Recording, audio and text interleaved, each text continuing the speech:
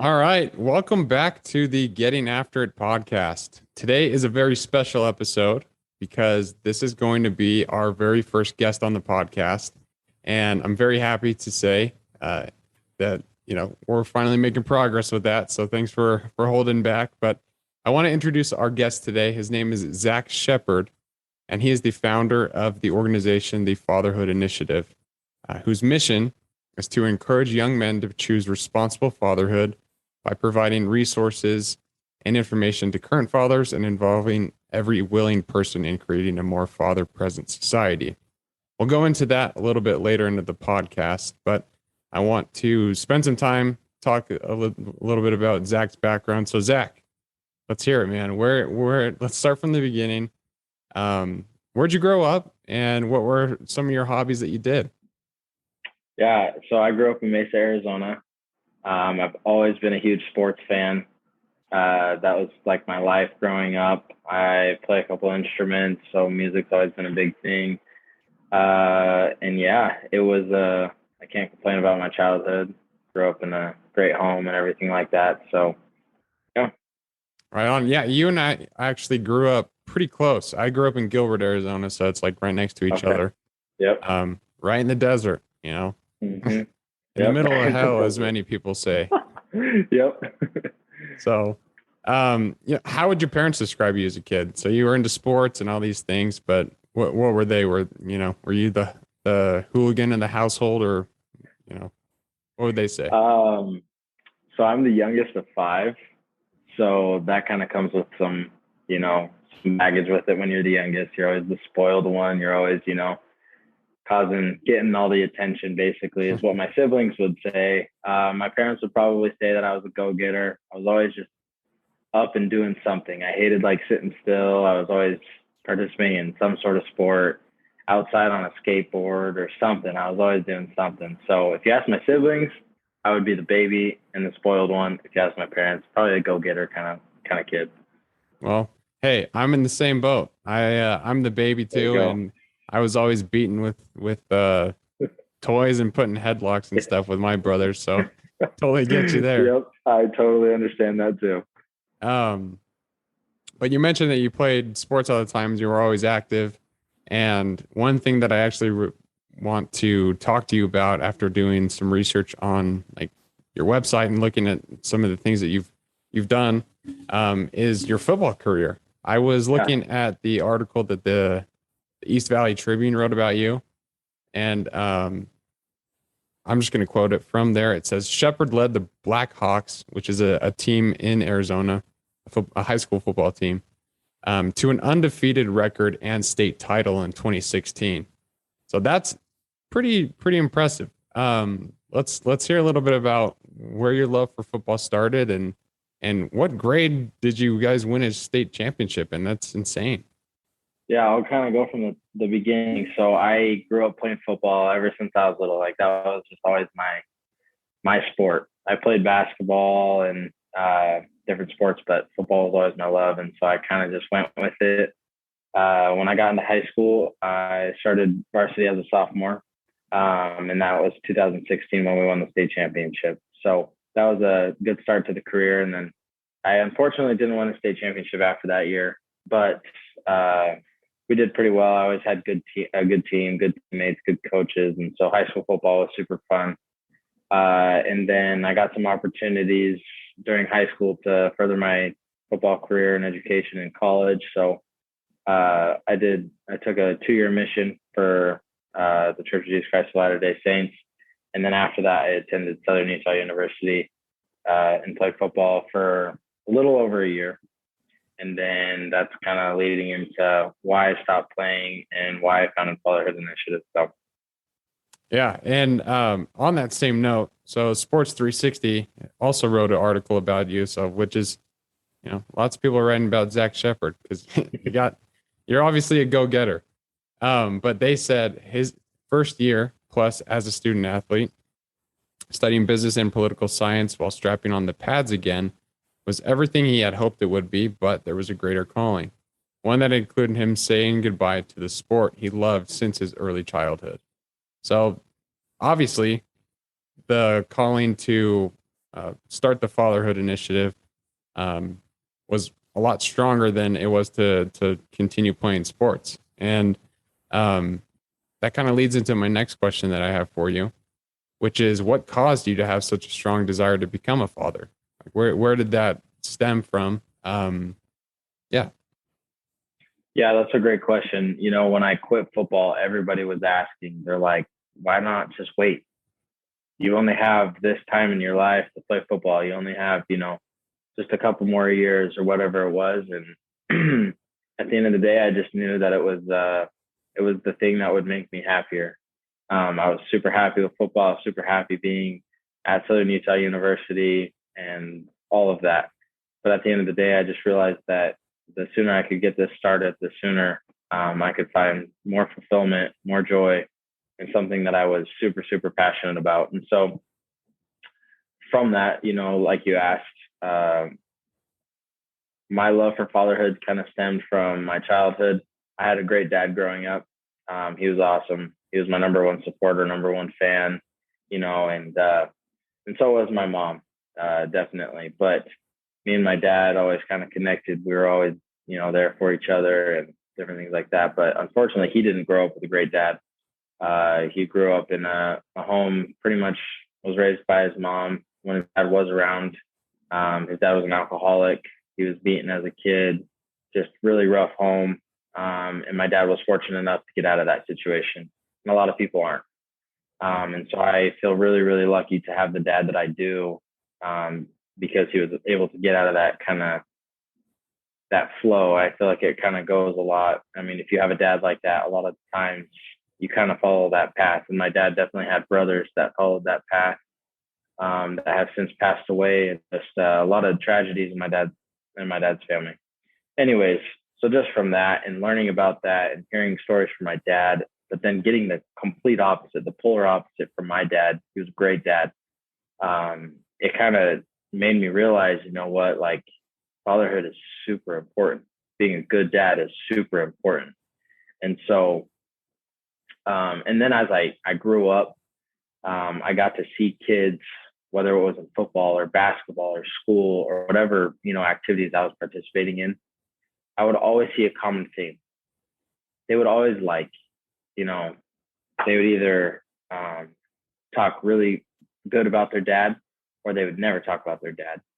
And as I got to get to know my teammates and my classmates and things like that, I saw a common trend of father absent homes and what kind of impact that made on teenagers.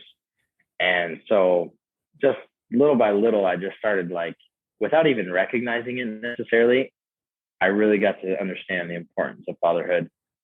So yeah, a long story, but that's kind of how it started. No, I think that's great. And thanks for being open and for sharing that.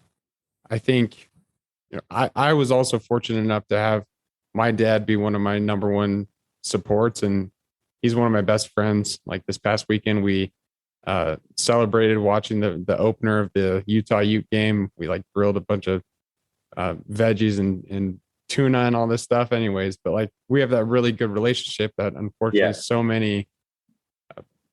so many men, and you can also say women as well, who grow up in those fatherless homes, they don't have that relationship, and it's rough on them. And I've seen that too. And I was inspired by this tweet that I saw from you, Zach, from I think it was around 2018. But it says this: it says trials, negativity, and contention are all inevitable in this life, but you can control your attitude and reactions by being a positive and an uplifting person in a world so full of negativity. Look for ways to forgive, serve, or help someone in need.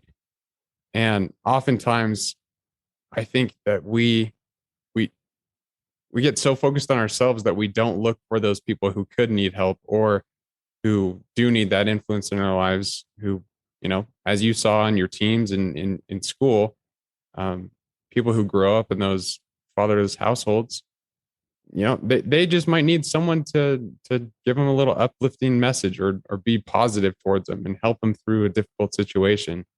Because our world is so negative, and unfortunately we have to deal with that. But um, yeah, that's pretty amazing to me that you recognize that already. I think you're younger than I am.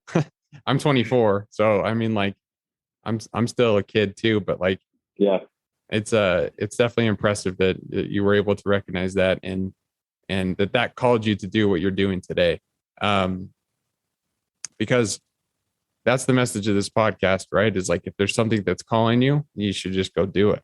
Right? Yeah. And Mm-hmm. this was obviously a stronger calling than football was, and you saw that you'd receive more joy doing this than you would with going after football and seeing where that would lead you. Mm-hmm. Um, so yeah, that's pretty good. So yeah, you kind of went into where the origin for the fatherhood initiatives like came about, but I want to go into like what caused you to start finally getting after it. So what was the catalyst that finally caused you to take action and actually start the organization? Yeah. So this kind of stems back. I had a conversation. Jimmer Fredette, one of the greatest collegiate basketball players ever, at BYU. He when I was on my mission, he talked to my whole mission, and I don't even remember honestly what he talked about, but he mentioned at one point his nonprofit organization that he started. And as soon as he said that, a light bulb kind of went off in my mind, and I was like, man, I want to start a nonprofit organization, because I always loved service. I always loved, helping people. And as soon as he said that, I was like, that would be like a dream. Like that, if I could do that for the rest of my life, like have my own nonprofit organization and just help people, like that would make me the happiest person in the world. So I was like, you know what, that's what I'm going to do. After Yeah. that, I didn't think about it for a really long time. It was just kind of like one of those things. And then I was in college, and a professor yet again just mentioned a nonprofit organization. Don't remember what nonprofit it was. I don't remember what he was talking about, but someone said not. He said nonprofit organization, and that same light bulb went off in my mind. I was like, I got to do something about this. Like that would be amazing. Kind of forgot about it, but I was at practice that day, and my mind was just wandering. It was just like, got to do it, got to do it, got to do it. So then I just sat there that night and I was brainstorming. I was like, just kind of came to me. I was like, fatherhood, fatherhood, fatherhood, fatherhood. I was just like, here we go. Let's do this. Like, I have no idea what I'm doing, but I'm going to go for it. Like, this is what I want to do. This is what my life calling is. And like you said, like, get after it. Like, that's exactly what I did. I was like, let's do this thing. So I was thinking like, okay, how do I start? I was like, a website. Let's just start designing a website. Start there, put all my thoughts on it, kind of structure how I want the organization to be, how we can make a difference, and what we can do to make a difference, and just different things. So I started the website, designed it, and then I started social media pages, and I bought the domain, and I, just did little things here and there for about a year. And then a year later, I was like, here we go. I'm going to just kind of launch it, make it public, tell everybody about it. And I was doing it for that year. I was doing it behind the scenes. Like I told my parents, I told a few friends, different things like that. And everybody was super supportive. And then when I launched it, like I just got the most positive feedback I could ever get, more feedback than I thought I would get. And so it was just step after step, little thing after little thing. Like I just started this thing, and it's been spectacular. It's been amazing. Yeah. And I honestly, I love that mindset. That's the same thing that I did with this podcast, is like, I'll just figure it out as I go, like one Yep. step at a time. Hey, Mm-hmm. I mean, right now you and I are recording this on Zoom, which is not the best software. But like, it's what I got. So it's what I'll Yep. use. Yep. But going back to what you were saying about, starting the organization and all that, um, I do want to make one thing clear. You're not a father, right? Not a father. So were Nope. you a little bit worried about that? Like, Yep. yeah. I definitely was. Like, I feel like I was just like, this is kind of like, I thought it was weird. I thought I'd lose credibility. Like, who is this, 21-year-old kid, 22-year-old kid how's he going to tell me about fatherhood and how important it is if he's not even a father? But I think it goes back to making it unique.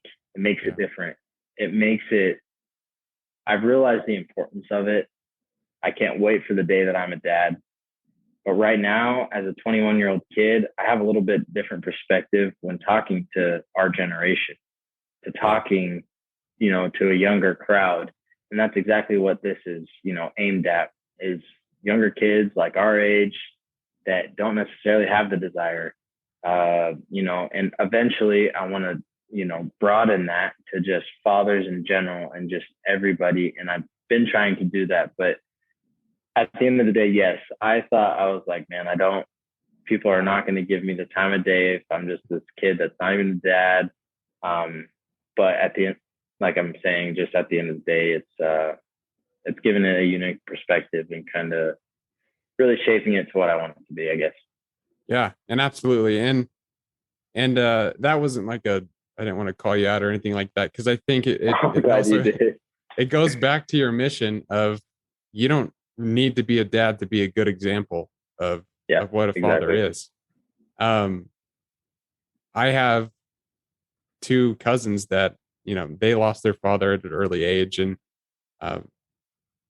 like I developed a relationship with them that I consider them brothers now, and we talk all the time, and I think they trust me with a lot of things. And I'm not their dad, but they can come to me with some problems that they might have gone to their dad to speak about.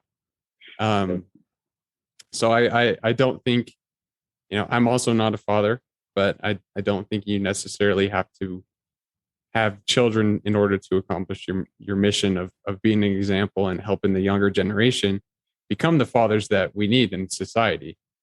Yeah, exactly. So yeah, thanks for going into that. Yeah, of course. And you also mentioned Jimmer Fredette.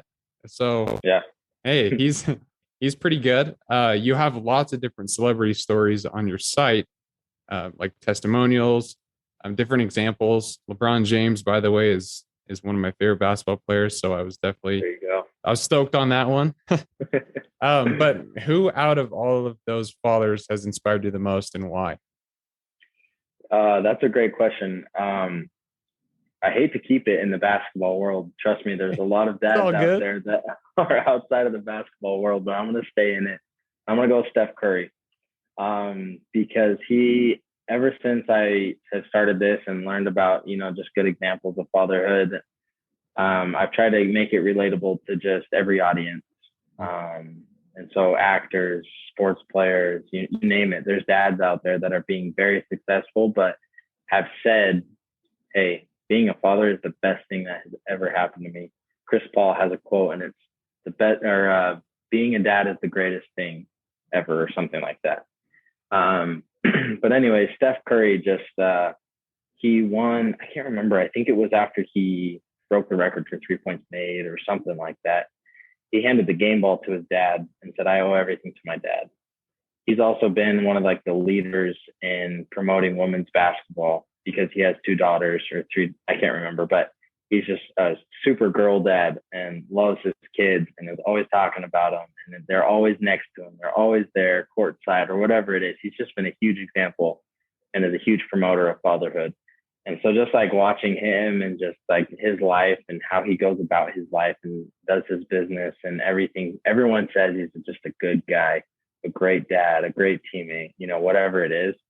So I've always kind of looked at him as just like one of those celebrities that's just up there as probably one of the best dads, one of the best, examples to all of us. So yeah, that's awesome. He what's his little girl's name? Do you know?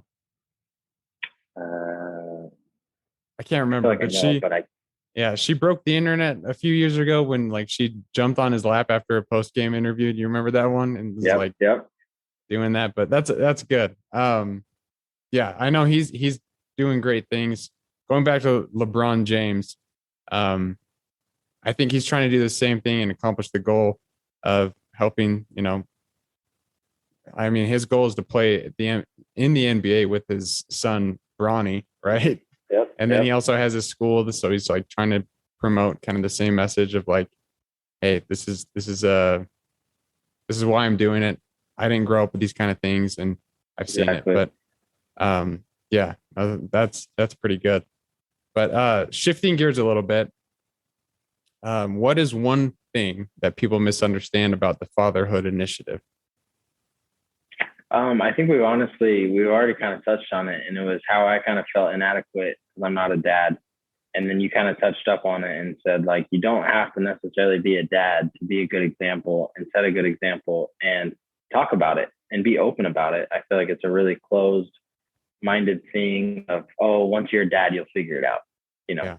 or, just once you have a kid, you'll understand, which is totally true. And I can't imagine what it's like having a kid and the love you can feel for them and stuff like that. So I'm not downplaying that at all. But I think one thing that's just misunderstood is that, okay, I'm not a dad, or I'm a woman, or, whatever it is, whatever the circumstances are, or, guys that just can't have kids, couples that can't have kids, right? Yeah. There's a lot of like those kinds of situations that it's like, okay, well, like, yeah, fatherhood's great, but I'm in this situation or whatever it is. So that's the message I'm trying to say. And being the founder of it, as I'm not a father, it's exactly what I'm trying to get across. You can promote fatherhood, you can promote a father present society and realize the importance of fatherhood and talk about it and share with friends and just be more open about it. I was talking with a friend today and she said, I'm in like I can't remember what it was. It was like a family life development class or something. And she said, there's only 2 guys out of like 80 students in the whole class. And I was like, are you kidding me? Like, it's this like, this like vibe of just like guys being like, I'll figure it out when it comes. Like, I won't be a dad till I'm 30, which is fine. Like, if that's your goal, that's your goal. But I'm just saying, like, I feel like we need to talk about it more. We need to be more open about it. And it all just kind of circles back to that being the one thing that's misunderstood about Fatherhood Initiative is that you don't have to be a dad to talk about fatherhood. So, Yeah. No, I love that. And I think that's a really important thing to know. Cause like what I was saying about my cousins, like I developed that relationship with them, but both my brothers are married and they actually all have kids. And they've said the same thing is like, you know, once they became a dad, their life changed dramatically, like of 100%. course, yeah. Mm-hmm. And I saw their countenance change and them become better people because they were putting, their children first and like thinking about how can I be the best person to influence them to become the people that I want them to be in the future, right? Or Yeah. how can I help them leave a positive impact on society? So I think that's great. And yeah, if we can get one message across in this episode of the podcast, I think you don't have to be a father in order to provoke. Oh, excuse me.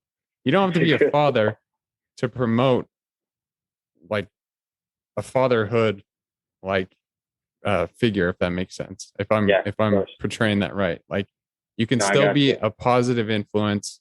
You can help. You can serve. All the things that like a father would do, and just be a better person. Like think of others first and help them out. Yep. And going into another question, and this one I think is kind of important. I was a little bit worried, I'll be honest, when I first initially came across your website. I was like, everything is about dads. What about moms? And then obviously my questions were answered the more research that I did. But in your opinion, what role does the mother play in the home? That is a great question, and one that I can obviously talk about from my mom's example. I had an amazing mom as well. And I think that was another worry for me when I was starting this. I was like, I really don't want to diminish the mother's role in the home because it's just as, or probably even more important, as we all know, because we all think about our moms and they're loving and they're amazing. And mom can make a huge difference in all of our lives. One thing that early on when I was starting the podcast, I watched this TED Talk, and it was with not a lawyer. Why can't I think of the word? Anyways, she was some type of lawyer, that advocated for fathers' rights in divorce law. She was a woman. She was a mom. She had multiple kids, and she just talked about how it's a father epidemic, not a mother epidemic. And she was powerful. I suggest everyone should go watch it. Her name is Marilyn York. So Marilyn York TED Talk, it'll pop right up. The TED Talk's amazing. But one of her quotes in that video is, advocating for fathers isn't about diminishing mothers. Because we should always talk about mothers because they're just as important or more important, like I said. And I think it's just really crucial to realize that when we talk about fatherhood, it's not taking away motherhood. And that Fatherhood Initiative, one of the things on our websites just talks about how we really encourage marriage. We really encourage in wedlock marriage or in wedlock births, because one of the statistics that's outstanding is out of wedlock births in America and abortions and different things like that. And although I don't want to get into the political side of things or whatever, there's just some statistics that definitely can be changed.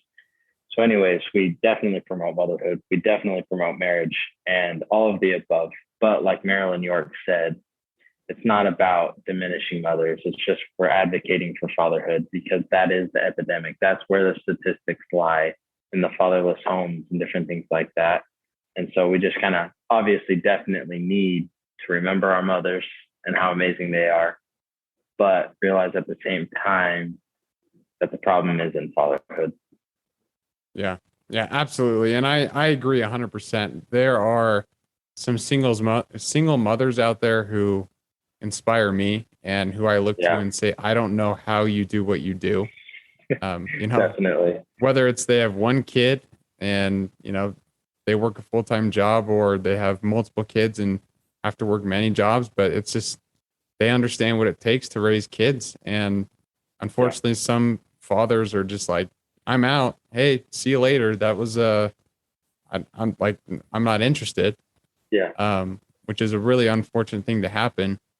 But I think going back to what you said about marriage too, having that like companionship, I think probably helps you guys not only like bounce ideas off each other of like how we want to raise our kids or how we want them to grow up. But it's just like a support system. Like, I'm here for you and you're here for me. But yeah, I wanted to make that very clear too, that you're not detracting from the importance of mothers, because we need moms too. And like, I'll call my mom late at night and be like, Mom, this girl set me up on a date. She stood me up. She didn't come. And my mom will be there and listen. So like, she's always there no matter what. And it's important too. So yeah. And one more note on that, just really quick, if I can. I was sitting in a political science class last semester, and we actually, there was a lady that sat right next to me, and I could tell she wasn't like, student age, and as the class went on, she started talking about how she was a mom, and, because it was a very political, very opinionated class. So she had a lot of different opinions from, the 18 to 25-year-old kids in the class, because she was the only one that wasn't like that age group. Anyways, as the semester went on, I got to know her, and I started telling her about Fatherhood Initiative and how I was like about to launch it just as soon as everything was ready. And she was, just amazed by it. And it was really, eye-opening for me when I got to talk to her. She was a single mom. Mm-hmm. And so her kids didn't have a father. Her husband left. I can't remember the exact story, but she told me, she's like, as a single mom, she's like, I am very proud of who I am and how I raised my kids. And she started talking to me about but she realized that her kids still were always missing something. And she's like, although I love that I'm a single mom and that what I do is amazing, she just kind of told me, she's like, I've always realized that there was something missing, even though they had their grandpa and that they had father figures. She just realized that, there definitely could have been a father in the home that would have made a difference in a different way than the mother did. So anyways, she just was like after we had conversations, every time my eyes were open. I was like, man, this is amazing. Like, you're amazing as a single mom. So like you said, like, I can't even imagine what single moms go through in raising kids. And we all know a single mom out there because it's really common. I think it's 1 in 4 grow up without a dad. So, that means there's 1 in 4 single moms that are raising kids. So it's definitely important to recognize that single moms out there, you're doing amazing. You are amazing. But definitely we can still advocate for fatherhood. Yeah, absolutely. And thank you for sharing that story. Like, for that example that you just shared about, the woman that you met in class, like, think about that. She has to go to school. She has to make time in her day to go to school. And then she has to make time in her day to raise her kids and be there for her kids. But then she also has to probably work and then study too, if she wants to pass. So she has no time to herself. But the fact that she also recognized like that her kids miss something, that's where we can step in and help, right? And that's kind of the message of the organization. But with that being said, and along the lines of like the father not being present in the household, do you know like what the most common cause of the dad not being present is? Is it divorce? Is it like you said, out of wedlock births? Like what's the most common cause of this fatherless household epidemic? Yeah. So I've looked into that a lot, and the most common thing that I can find, and the statistics kind of lean towards those out of wedlock births. I can't remember the exact statistic. Just give me a sec. I'll pull it up really quick. But basically, the most common occurrence really is out of wedlock births. And as soon as they find out, hey, me and this girl got pregnant, I'm out of here. That's usually how it goes, which is really sad, but that's definitely kind of how it goes. Let's see. In 2019, there were 1,498,000 out of wedlock births. That is 40% of all births in the United States. Holy cow. And so from what I've read and what I've researched and things, that is the main contributor. Obviously, there's a lot of different situations. The divorce rate continues to go up year by year, different things. But I think out of wedlock births really cause a huge problem in this fatherhood epidemic, like you were saying. And so that's one of the other things, like, although it's called Fatherhood Initiative, we're advocating for everything, sex education in schools, because it's obviously not that great if we're having, 1.5 out of wedlock births. Right. And so we need to teach young men more about sex education and having, just different perspectives on different things.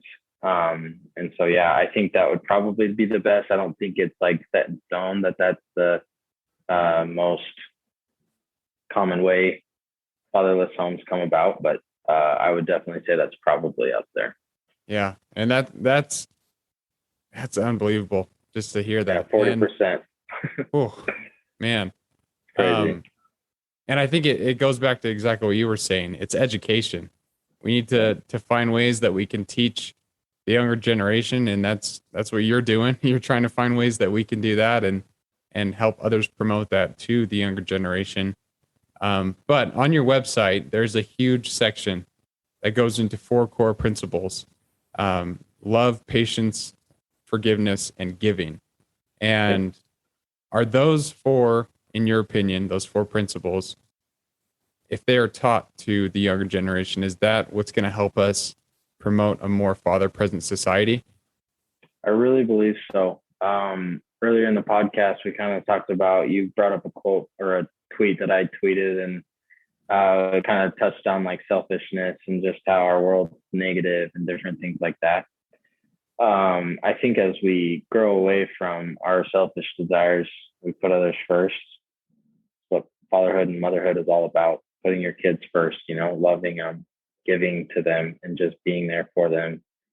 I think just following those standards as a society we could probably see actually, I know we would see huge strides in becoming a better society in general. And fatherhood is just a tiny part of it. And that's the one thing that, I love and I've always recognized as a good thing. So that's what I'm doing. But no matter what you do, if you do it in a loving way, if you're willing to give to others, there's just so much that can change. And we've talked about single moms, we've talked about motherhood, we've talked about fatherhood, we've talked about, our generation. No matter who you are, you can love other people. You can give your time to other people. It doesn't matter the situation you're in. You can find ways to do that. And I think as we do that little by little, changing the world in those kind of aspects, we're going to just obviously, with time, see a change in the statistics we've talked about, no matter what it is. And so I think definitely those 4 core principles are huge in creating just a better society in general. Yeah. And I agree full-heartedly. I think they're so important to apply to your own life, to help you get outside of yourself and think about other people. Unfortunately, we live in a society that's so self-centered. I think, Yep. Social media and all these different things that we have access to have kind of accelerated that and have made it so it's like, oh, I have to be perfect because my best friend just posted a picture of her in Bali and she looks great and I need to, top that. So it's like, Yep. what can I do to make myself look better? But when we should really be trying to help other people and think about the importance of loving others and being patient with them, forgiving them when they, do us wrong, and then giving our, whether that's giving them, monetary things, like not monetary things, that might not be the right word, but it doesn't have to be anything like physical. It could be giving of your time. And I think that's the most important part. At least from what I've seen with like my experience with my dad is, I remember some of the gifts that he gave me, but what really meant a lot to me from my dad was the time that he would spend with me. I always talk about my, like we used to have these outside barbecues where we'd spend the entire day swimming and my dad would grill corn and, all these different things. And we'd just spend the entire day together. And I know that for him, that probably wasn't easy because, he has a job, he's got other responsibilities, but the fact that he decided, it was important enough to him to give a little bit of time to me, that meant a lot. And I just, I love that idea. And I think if we can help others understand that and understand that, put others first sometimes, once in a while, you'll probably be a little bit happier too. Yep. Mm-hmm. So I love that. Thanks for sharing that. Yeah, of course. Now I want to help get this message across to other people because I do think it is very important. So what's one way that we can get involved? Say I want to go take action and support the, the organization, the Fatherhood Initiative, like right now. What can I go do? That is a great question. And that's one of the hardest questions that I had to ask myself as I started this. I'm like, okay, well, how can people make a difference, right? And in the early stages of this organization, I think the biggest thing is just recognizing it as a platform and a lifestyle, right? So what people can do is they can go to our website. There's your role pages on there. So there's fathers, there's future fathers, young men, and then women. And so you can go to any one of those your role pages and figure out how you can exactly, change the fatherhood narrative, right? And then obviously following the social media pages and educating yourself about fatherhood through our social media pages or other social media pages and other organizations, whatever it may be. There's a lot out there that you can educate yourself with, and then be an advocate for fatherhood. I think that's the biggest thing. Is just be an advocate for fatherhood, recognize the importance of fatherhood. And as we do that, and as we, change people's mindset on fatherhood, that's when our society as a whole is going to realize the importance. And we're going to change those statistics in making a more father present society, like our mission statement says. So if you're a listener out there and you want to know what you can do, visit our website, follow us on social media or other, organizations that promote fatherhood. Educate yourself. There's tons of stuff on our website as well. But at the end of the day, just be an advocate for fatherhood. And as we do that, we'll make a more father-present society. Yeah, I love that. And that's honestly the mission of the podcast too. Like, if we can get one person to take action and become a better father, in my opinion, this episode's a success. A success, yeah. Like, having a father present in the household, I've recognized is such an important thing. So, as Zach said, if you're a listener out there and you want to help support, his website is called it's just fatherhoodinitiative.org. So go there, show some support, follow him on social. But I would also just jump, or I guess piggyback on some of the things Zach was saying, and just be a good example of how you would want your kids to be raised in a society. If there's someone you're sitting by in school, who doesn't have a father in his household or her household, talk to him, be a friend, help them out a little bit and encourage them. And like Zach's tweet said, be positive, be a positive, have a positive attitude in such a negative society, and look for ways to forgive, serve, and help. And then, by that and by working together and promoting this message, like we can work towards making a more father present society and helping, kids and others grow up and become better people overall. But yeah, I love what you're doing, man. I really appreciate you coming on and sharing your experience. And I would just say keep getting after it with the organization and promotion. And I would say one thing, you got to get some t-shirts made, man. I'd rock one of those things. Get some. Did you see those on social media? Yeah, I saw them. Yeah, if you want to go see the shirts we're talking about, go check out his social pages. They're pretty good.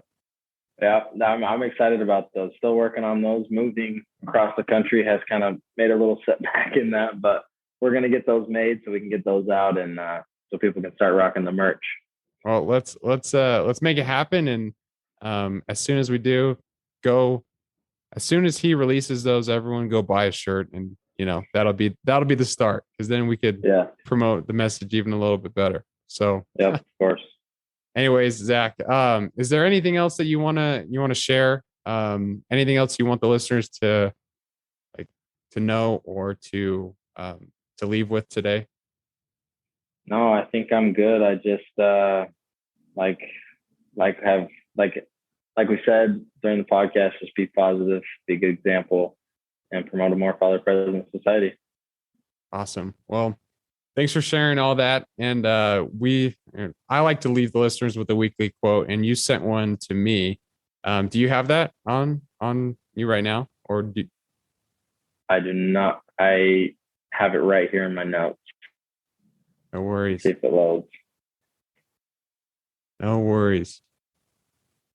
It's a good one, and I want you to read it if you can. Thanks. I am struggling to get it up right now. No worries. I'll read it. I'll read it for you. Hey, all good. It's all you. My bad. I know you're good, man. It's all good. Technology. We've had a couple of those this episode. Yeah. The quote is this, and it's from Ronald Reagan, and he says, "We can't help everyone, but everyone can help someone."